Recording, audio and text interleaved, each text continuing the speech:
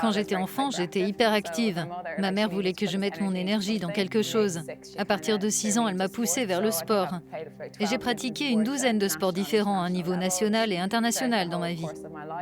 Pendant mes études d'éducation physique, j'allais à des camps d'été. Souvent, il y avait un enfant autiste ou sourd ou qui avait des besoins spécifiques. Je crois que le simple fait d'être entourée de ces enfants chaque été et de faire des activités avec eux, cela m'a donné cette passion. J'ai adoré travailler avec des personnes aux besoins spécifiques.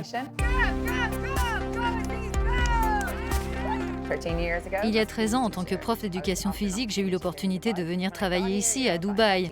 Quand je suis arrivée, j'ai commencé à travailler dans l'enseignement. Mais je me suis rendu compte que je n'étais pas vraiment entourée d'enfants qui ont des besoins spécifiques.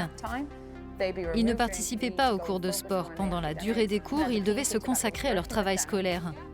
Mais en tant que professeur d'éducation physique qui aimait travailler avec eux, cette situation ne me convenait pas. Le sport, c'est crucial pour leur développement, comme pour tous les enfants. C'est essentiel de leur faire vivre de nombreuses expériences. C'est la seule façon pour eux de grandir en tant qu'individus et de comprendre ce qui les intéresse vraiment. J'ai commencé par une sorte de club après l'école avec une douzaine d'enfants aux besoins spécifiques. 4 ans plus tard, ils étaient plus de 100.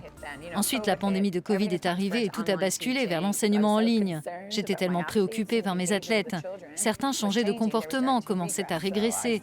Je me suis donc concentrée sur la création d'une organisation. C'est ce qui a abouti à Heroes of Hope, les héros de l'espoir. Je les appelle mes héros. Chacun d'entre eux a une capacité qui lui est propre. Ma responsabilité, c'est de les aider à la trouver. Et quand on l'a trouvée, on l'entretient. On offre à nos athlètes la possibilité de s'entraîner dans de nombreux sports différents. Préparation physique, athlétisme, boxe. À Dubaï, la collectivité aide beaucoup. On a des entraîneurs bénévoles qui donnent de leur temps. Le secteur du fitness nous offre du temps de présence dans les infrastructures, ce qui nous permet d'avoir accès à des gymnases, à des terrains de football et de basket.